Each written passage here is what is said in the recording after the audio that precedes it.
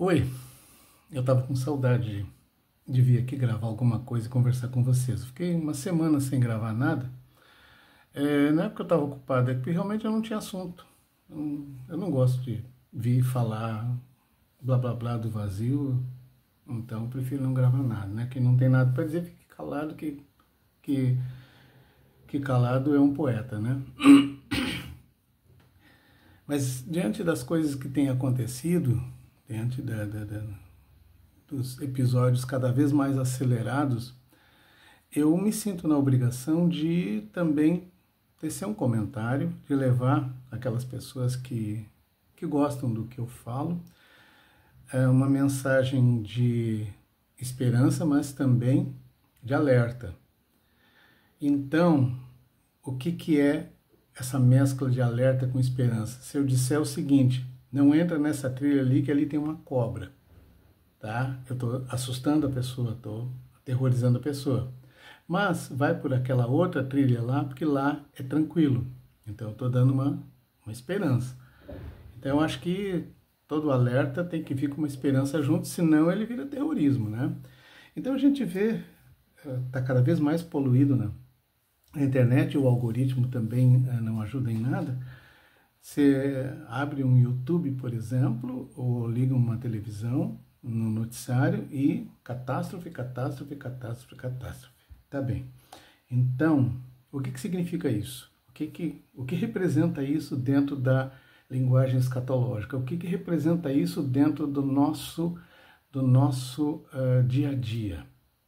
E o que papel cumpre isso dentro da nossa salvação? Deixa eu fazer um pequeno parênteses. Vocês perceberam que eu já estou abrindo o olho? Pois,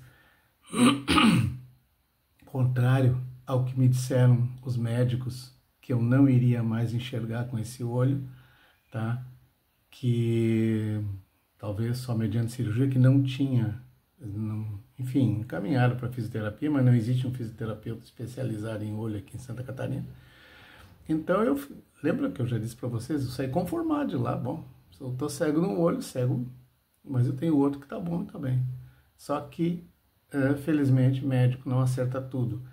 Eu já consigo abrir os dois olhos, tá?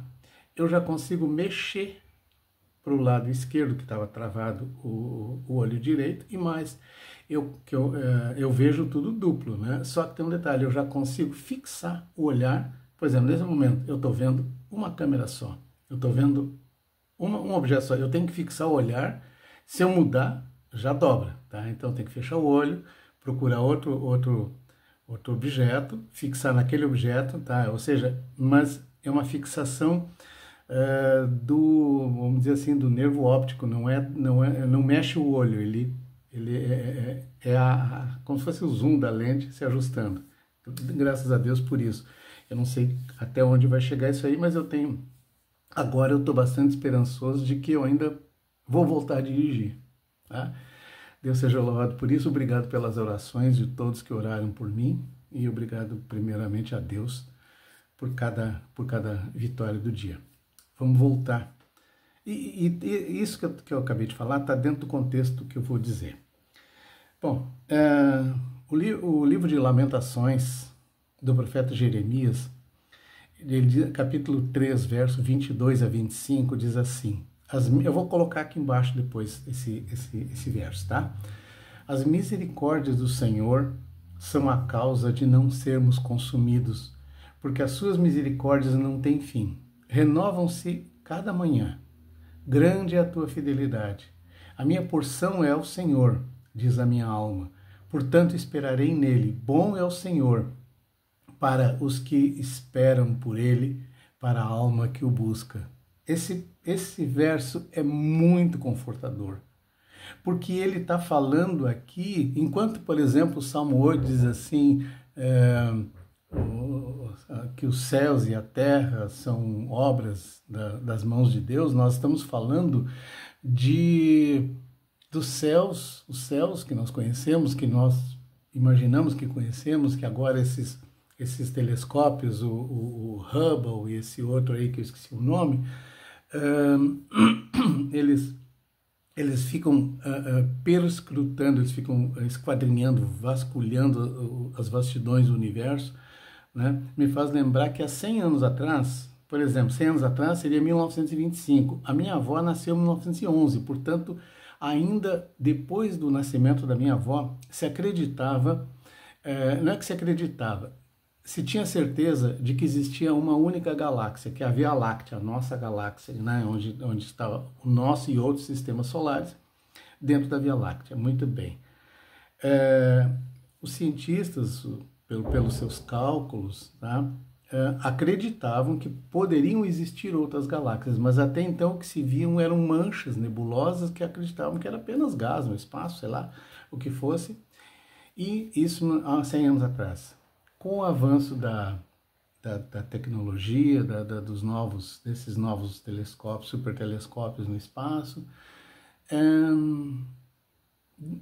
li agora há poucos dias atrás que já foram, não digo que foram mapeados, mas foram contados, tá? Preste atenção no número. O número 2 seguido de 14 zeros. São 20 trilhões de galáxias. Considerando que cada galáxia tem, segundo uma estimativa, tá, de 200 a 300 bilhões de estrelas, cada estrela tem os seus sistemas solares, etc, etc, eu vou dizer para vocês o seguinte, é um número incalculável, é um número incontável, tá? Então, isso foi criado por Deus. Isso tudo foi criado por Deus, né? Einstein disse certa vez que nos cálculos dele, ele não encontrou Deus no universo. E Einstein estava certo. Deus não está no universo. Por quê? Porque ele é o Criador. O Criador não pode estar na sua criação. A sua criação é que está nele. Então o universo é que está em Deus. Deus não está na Terra, a Terra é que está em Deus. Deus não está em todo lugar. Tudo o que há está em Deus. Dá para entender? Então, é tremendo, é grande demais isso, para a gente imaginar. Mas, aí entra a teologia teísta, que é a teologia teísta. Os teístas acreditam que Deus, uma força superior, um ser superior, Deus, né, que nós chamamos de Deus, eles chamam de uma força superior, eles não querem dar nome, né, criou alguma coisa, que seja Deus, então, para eles, né? Criou o universo, criou tudo, ok. Criou, estabeleceu leis, né? Colocou leis para que tudo funcione, né? Tudo funcione, e a Deus te achica. Agora, se virem, Deus, é mais ou menos assim, a Câmara dos Deputados, o Senado, as câmaras, as assembleias legislativas, as câmaras municipais, criam leis de regulamentação do uso da sociedade, do funcionamento da sociedade, como é que as pessoas devem se comportar nas ruas, nas casas, assim por diante. Muito bem, mas ok, eles criaram as leis, tá? O Poder Executivo sanciona e as leis passam a existir. Agora, cada um siga por si próprio, quer dizer, não vem um deputado, um senador, um vereador fiscalizar se eu estou ou não cumprindo a lei, o cidadão comum, por quê? Porque eles criaram a lei, então, em teoria, a lei deve se fundamentar, se autorregulamentar e deve existir por si mesmo. Então, o teísmo, ele faz isso, Deus criou as coisas, né? Desde do bóson, do átomo e assim por diante, até as gigantescas galáxias, os buracos negros, os quasares, tudo do universo, estabeleceu leis conhecidas já pela física, ainda faltam algumas, mas a grande maioria conhecidas pela física, e muito bem, está aqui, ó, tá aqui o prato, tá aqui o garfo, tá aqui a faca, sente, come e o garçom vai embora. O maître vai embora, o cozinheiro não está mais nem ele, cozinhou, botou ali. Então, entendem Deus, a relação com Deus dessa forma.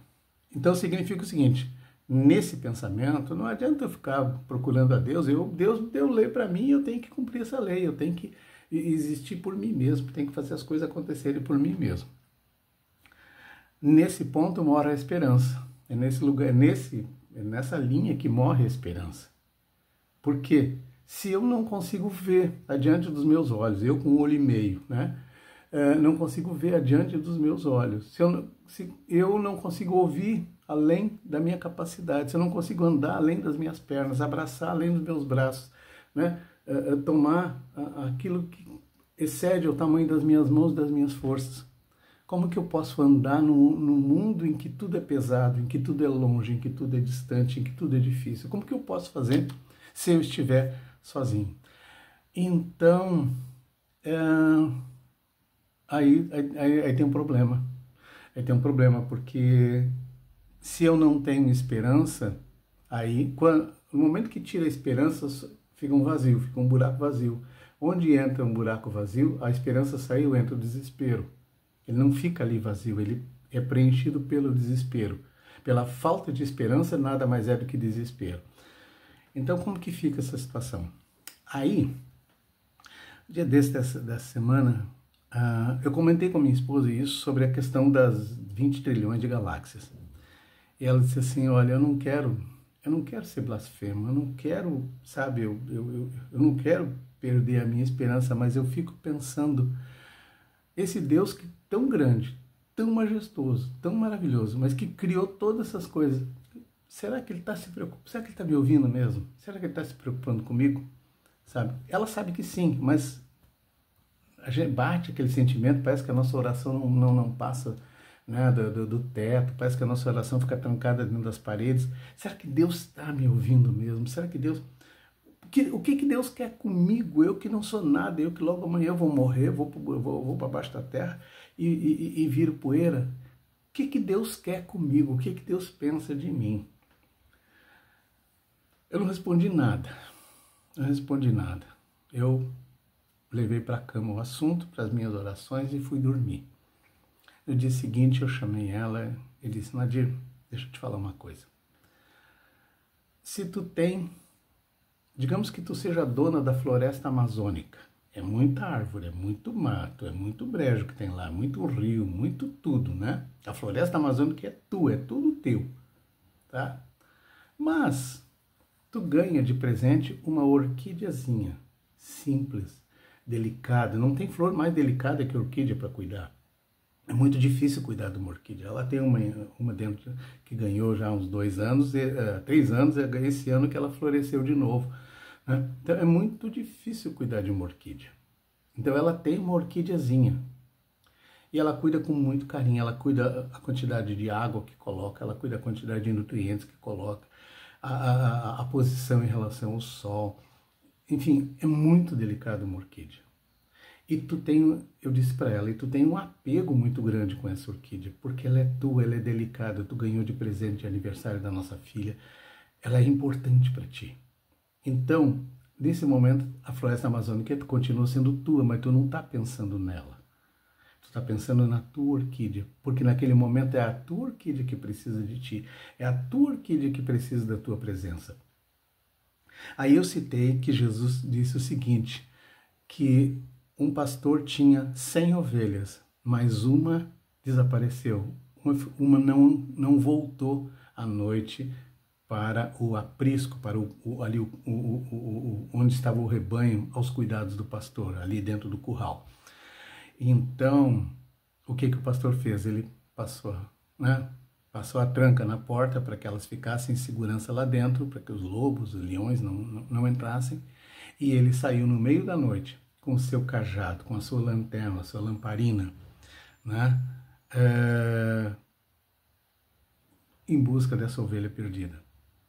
E o pastor, ele cantava, o pastor, ele toca a sua flauta, a ovelha não enxerga longe, ela não enxerga mais de 100 metros de comprimento, de distância, mas ela ouve bem. Então, por isso que o pastor toca a sua flauta, para que ela saiba que aquele é o seu pastor, ele tem uma melodia dele, a voz dele tem uma sonoridade que sintoniza com o ouvido da ovelha.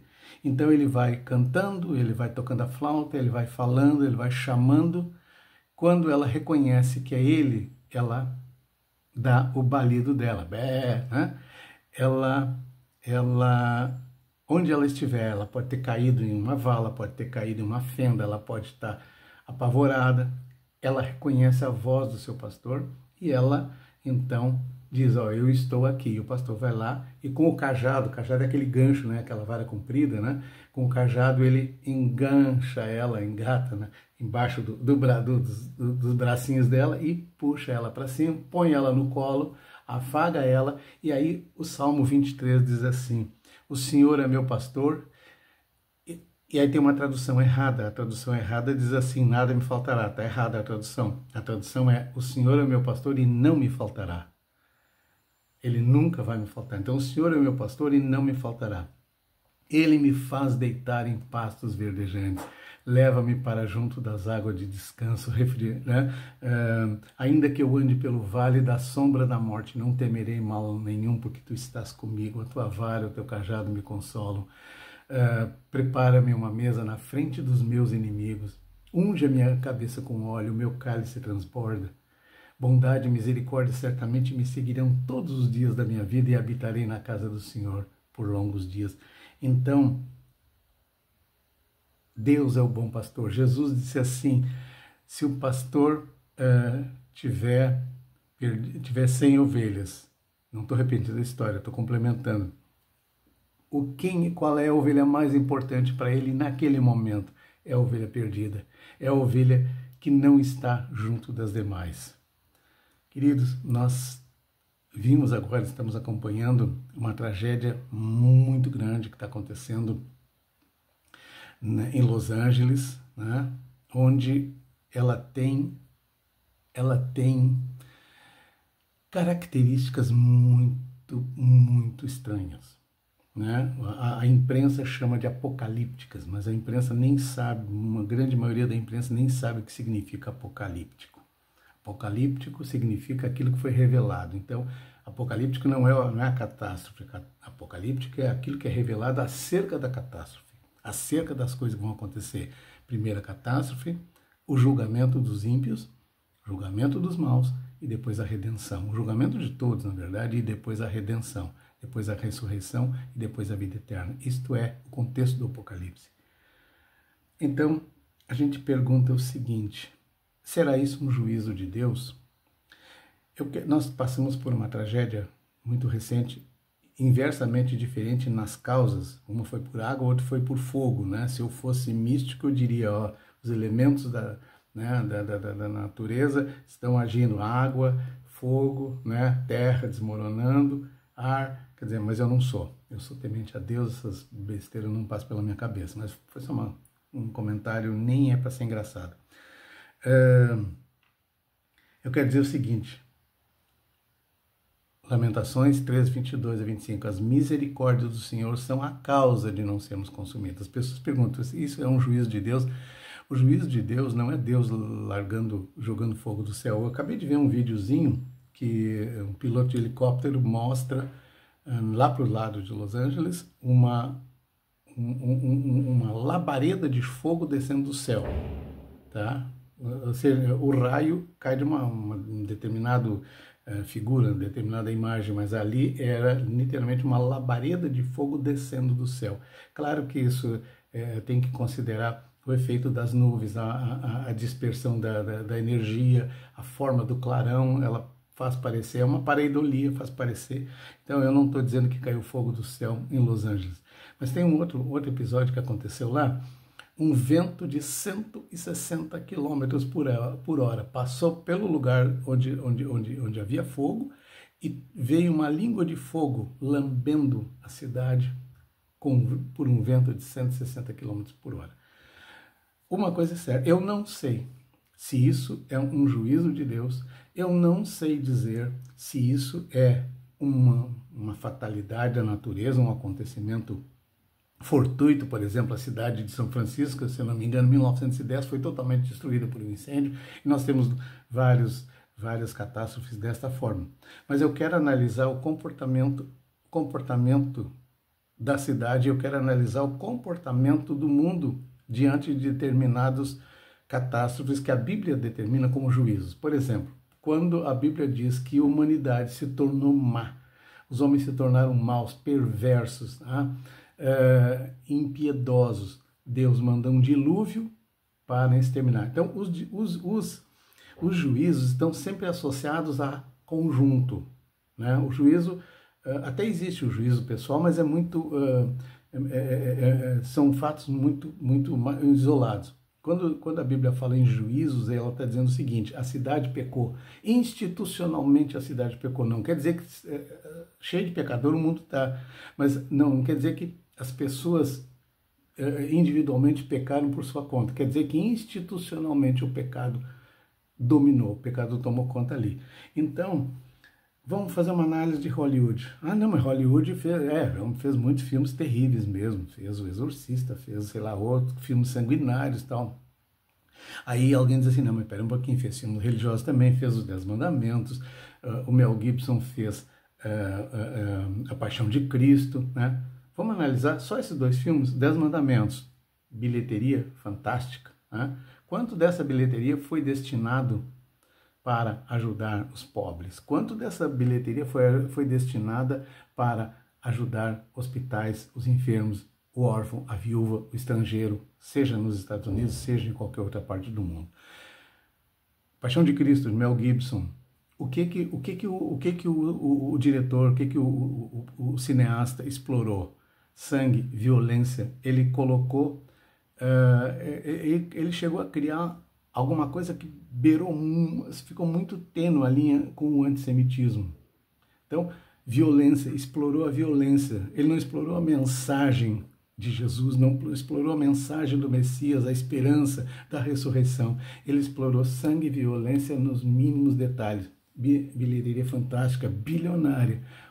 Quanto desse dinheiro foi parar em instituições? Não estou falando daquela que obrigatoriamente a lei obriga que eles determina que eles devam pagar, porque é a lei que determina. Eu quero saber que institucionalmente quantos pobres, quanta comida foi levada às crianças na África, às crianças nos países pobres, quanto foi levado para as favelas, quanto foi ajudado no desenvolvimento da medicina, da saúde, assim por diante, quanto medicamento foi comprado para distribuir para quem não pode, e assim por diante. E assim, se eu for fazer uma lista muito grande, nós temos alguns expoentes ali de atores que a gente sabe que, nas fofocas pelo menos dizem, que eles são generosos, tá? São expoentes, tá? Mas de maneira geral. Agora, o que aconteceu? O mais recente escândalo de Hollywood, né? O tal de algo parecido com o nome de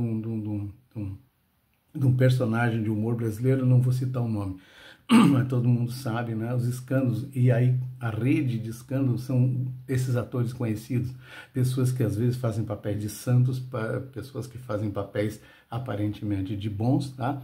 E envolvidos em escândalos horrorosos, escândalos horrendos, escândalos que, olha, que envergonha a qualquer um, então que bota medo em qualquer um, tá? Isso tudo em Hollywood, isso tudo em Los Angeles, tá? Eu estou julgando Los Angeles? Eu não, só estou avaliando o que acontece, entendendo lá. Então, queridos, ele perguntou, isso é juízo de Deus? Eu vou dizer para vocês que eu creio que não, mas eu vou dizer o seguinte, porque o juízo de Deus não é Deus atirando raio, tá? No caso de Sodoma e Gomorra, no caso eu tenho uma leitura um pouco diferente do juízo de Deus. O juízo de Deus é quando Deus se retira. Deus se retira. Vou dar um exemplo. Quando Deus... há uma pergunta. Onde está Deus quando eu peco? Quando eu cometo pecado, Deus está onde? Deus está aqui, junto comigo. Eu estou em Deus. Deus está no meu coração. Corre nas minhas veias a centelha divina. Tá, mas então ele participou?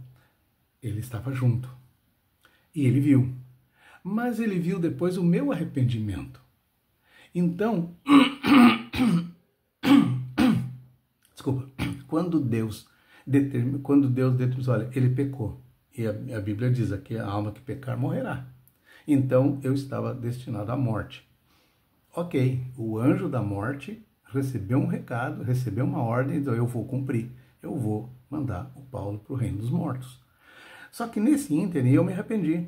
Sinceramente, Deus conhece o tamanho do meu arrependimento, porque ele está aqui, ele diz que a minha palavra, antes que chegue na boca, tá, sai da minha mente, passa pelo meu coração, simbolicamente, metaforicamente, Deus já conhece. e ele sabe o meu arrependimento. O que Deus faz? O anjo continua, porque os decretos de Deus não mudam. O anjo continua, ele atira a lança da morte, tá? Só que o que acontece? Deus se coloca na frente. O Messias, pela sua redenção, isso é um assunto bem complexo, a gente pode conversar um dia sobre isso, ele se coloca na frente, espera um pouquinho, essa alma é minha, essa alma eu já resgatei, essa alma está liberta porque eu libertei ela, tá? Ele recebe a pancada, claro que eu estou falando em metáfora, mas metaforicamente é mais ou menos assim que acontece. Então, queridos, Deus que criou 20 trilhões de galáxias, ele se preocupa com o meu olho caído, ele se preocupa com os fios da minha cabeça, dos meus cabelos que estão branqueando ou caindo, ele se preocupa com o ar que eu respiro, ele se preocupa com o pão que eu como, com o sabor da fruta que eu como. É o mesmo Deus. É o mesmo Deus que criou o universo, criou também um jardim, colocou nele um casal, colocou animais para que fossem cuidados, fossem interagissem, fossem integrados àquele ambiente todo. Tá? O homem perdeu esse privilégio, mas pouco a pouco nós podemos resgatar dentro daquele espaço que está à nossa volta. Nós não podemos salvar Hollywood, mas nós podemos nos salvar de Hollywood, cuidando com o que a gente assiste, cuidando, porque toda vez que você assiste um filme de Hollywood, toda vez que eu assisto um filme de Hollywood, eu estou mandando dinheiro para eles. Estou mandando dinheiro para eles, porque eles ganham. Cada vez que clica na televisão, clica no streaming, você está mandando dinheiro para Hollywood. Você está abastecendo o que Hollywood está fazendo. Uma comediante disse de brincadeira, de deboche, agora na entrega do Globo de Ouro, ela disse o seguinte: houveram tantas citações de agradecimento à mãe, ao diretor, aos produtores, aos colegas, tá? Até não sei para quem, e nenhuma, zero citação para Deus, Criador do Universo. Ela falou debochando disso, mas aí eu acredito a resposta veio logo em seguida. Né? A resposta veio a galope. Queridos, cuidado com o que você bota dentro da sua casa, bota dentro da mente dos seus filhos, bota dentro da sua mente. Cuidado.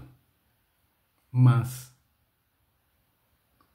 percebendo que isso pode mudar, lembrem desta citação de Jeremias, Lamentações, capítulo 3, versos 22 a 25. As misericórdias do Senhor são a causa de não sermos consumidos, porque as suas misericórdias não têm fim. Renovam-se cada manhã. Grande é a tua fidelidade. A minha porção é o Senhor, diz a minha alma, portanto esperarei nele. Bom é o Senhor para os que esperam por ele, para a alma que o busca. Que Deus abençoe a todos vocês. Yevarecha Adonai vishmerecha, Yair Adonai panav elecha vikoneka, Issa Adonai panav elecha venhasen lecha. Shalom. Que o Senhor te abençoe e te guarde, que o Senhor faça resplandecer o seu rosto sobre ti, que o Senhor sobre ti levante o seu rosto e te dê a paz. Boa semana a todos. Deus abençoe.